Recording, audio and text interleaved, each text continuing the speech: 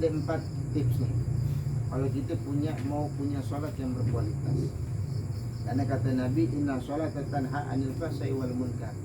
Sesungguhnya sholat itu bakal mencegah daripada perkara keji dan munkar.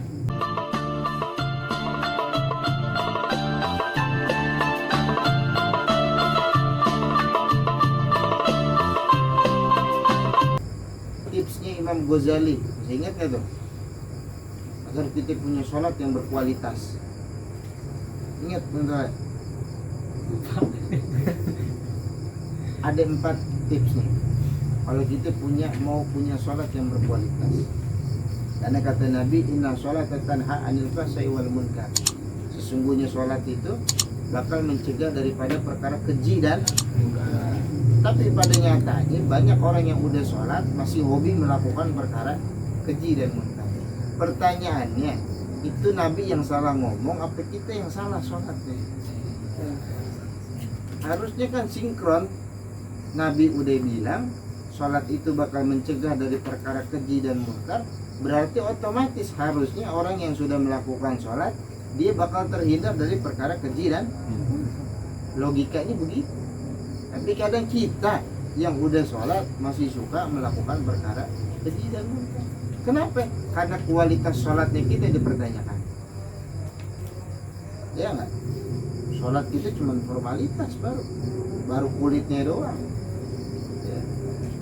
Bahkan sholatnya kita perlu kita istighfarin. Itu Imam Ghazali bilang kalau kita mau punya sholat yang berkualitas tuh, tahu apa? 1, cari tahu makna bacaan sholat. Ini yang pernah saya pertanyakan. Itu sholat udah berapa tahun? Al-Fatihah artinya udah tahu belum? Usia kita balik taruhlah 15 tahun. Sekarang umurnya 25, berarti 10 tahun lu udah sholat. 10 tahun sholat sehari 5 waktu, 17 rakaat. Berarti 17 kali Fatihah yang kita baca. 17 kali selama 10 tahun yang umurnya 25. Berapa kali tuh baca Fatihah? Apal kagak tuh maknanya Fatihah? Yang umurnya 25, umurnya 30, yang umurnya 35, yang umurnya 40. Malu kita mau jawab nih. Fatihah belum tahu artinya. Tapi lagu-lagu Inggris, bacaan Inggris cari tahu. Ingat pembahasan ini? Tahu. Hah? Ingat nggak pembahasan ini? Saya pernah bahas. Jadi langkah awal kalau kita mau punya sholat yang berkualitas adalah kita kudu tahu makna bacaan sholat. Cari tahu. Sekarang kan banyak tuh. Tanya saya boleh. Ya. Cuman kadang saya kalau ditanya lama balesnya kalau di WhatsApp. Atau lihat itu apa? Buku-buku tata cara sholat tuh kan ada. Doa-doanya, lihat maknanya.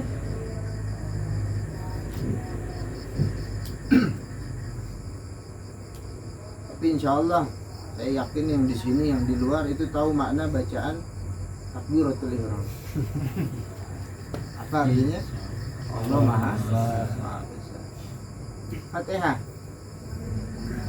ruku, sujud, iktidal, duduk di antara 2 sujud, tasyahud. Itu cari tahu maknanya. Praktekin kalau mau punya sholat yang berkualitas, agar sholatnya kita mampu mencegah daripada diri kita ini melakukan keji dan munkar. Yang kedua, kalau sudah tahu mana bacaannya sholat, jangan cuma tahu doang.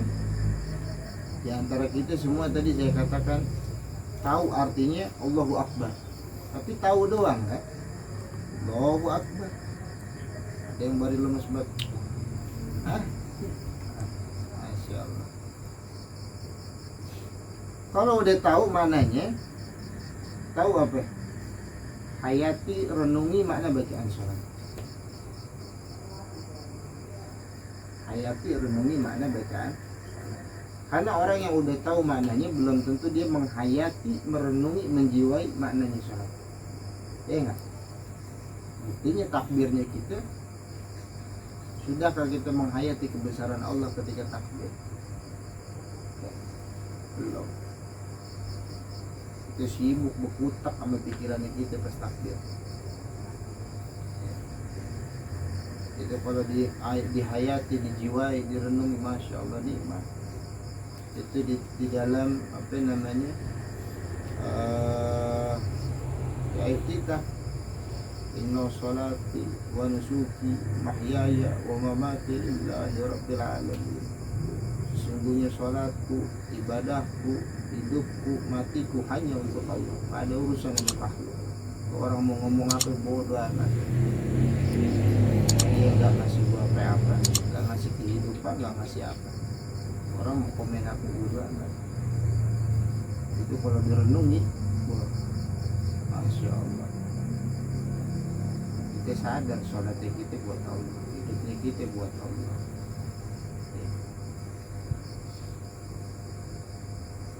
Fatihah, iyyaka na'budu wa iyyaka nasta'in. Hanya kepadamu aku menghamba dan hanya kepadamu aku meminta. Itu kalau direnungi, masya Allah, itu banyak hajat, benar-benar kita lari itu. Nah, itu adalah salah satu rahasia di dalam sholat. Kalau kita mau doanya dikabul, itu pas lafaz iyyaka na'budu wa iyyaka nasta'in itu direnungi, dihayati. Hanya kepadamu aku menghamba dan hanya kepadamu aku meminta. Insya Allah lu gak bakalan pernah minta-minta sama orang, karena tahu tertancap di dalam hati meminta hanya kepada Allah. Tapi banyak orang kan sekarang susah dikit tuh,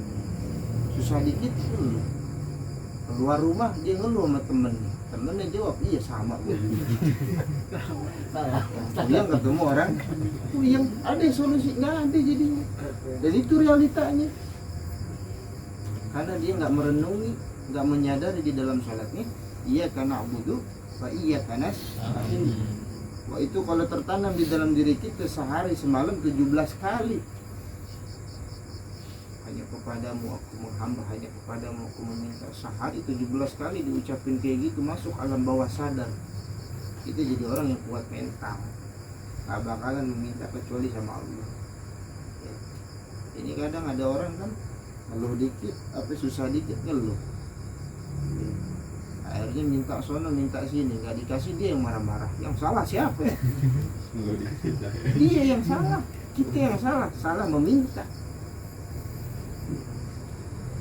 Kita yang minta nggak dikasih, kita yang marah-marah, kan aneh itu, nggak masuk akal.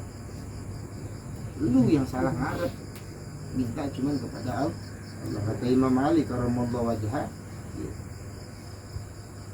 itu rasa sakit yang paling sakit adalah ketika salah berharap. Tidak salah ngarep, wah banget rasanya sakit hati gitu. Kalau nggak percaya buktiin aja. Lu ngarep-ngarep orang katanya nggak dapat apa-apa, gedek. Padahal yang salah siapa? Yang salah yang berharap, bukan yang nggak ngasih. Begitu. La ilaha illallah. Itu yang kedua tuh tipsnya, merenungi, menghayati, menjiwai makna bacaan sholat. Yang ketiga tahu apa? Minimal bacaan sholatnya kita terdengar pada telinganya kita sendiri. Jadi sholat itu bukan cuma kumat tamis, Allahu Akbar, tapi minimal nih bacaan sholatnya kita itu terdengar sama kuping itu. Boleh saya bilang ngeruqyah diri kita sendiri. Karena nih kuping kita nih, kalau kita mau jujur lebih banyak mana ngedengerin ngomong gibahannya orang ama dengerin ceramahan. Lebih banyak mana nih kuping ngedenger. Diri kita itu bakal kebentuk dari apa yang kita lihat, apa yang kita dengar. Itu bentuknya diri kita. Nah, karena kita kalau mau jadi orang baik, lihat yang baik, dengerin yang baik. Kita lihat yang buruk-buruk, denger yang buruk-buruk, jadilah demikian. Karena diri kita terbentuk dari apa yang kita lihat dan dari apa yang kita dengar. Oleh karenanya itu di dalam sholat, sholat lugatan doa, sholat itu artinya doa. Semua isinya dari takbir sampai salam doa. Pengharapan. Alangkah indahnya kalau itu diperdengarkan ke kupingnya gitu, biar ente nggak kesetanan ya. Rukiah itu. Nah, kupingnya kita bukan kupingnya orang ya. Kupingnya orang mengganggu, sholat Johor berisik. Yang terakhir, yang keempat, kata Imam Ghazali, kalau mau punya sholat yang berkualitas, aplikasikan makna bacaan sholat di dalam kehidupan sehari-hari. Itu diaplikasikan, gak cuma sekedar dihayatin, gak cuma sekedar tahu maknanya, tapi diaplikasikan dalam kehidupan. Inna sholati wa nusuki wa mahyaya wa mamati, sesungguhnya sholatku, hidupku, matiku hanya karena Allah. Aplikasiin dalam hidup. Mau hidup bukan buat siapa-siapa, bukan karena apa-apa, tapi karena Allah.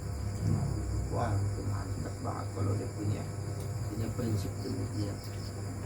Ya karena budu wa iya karena stain, hanya kepadamu aku menghamba, hanya kepadamu aku meminta. Wah, masya Allah, dia bakal jadi pribadi yang tangguh. Masalah sebesar apapun, nikmat aja, ngopi ngerokok, masalah banyak. La ilaha illallah.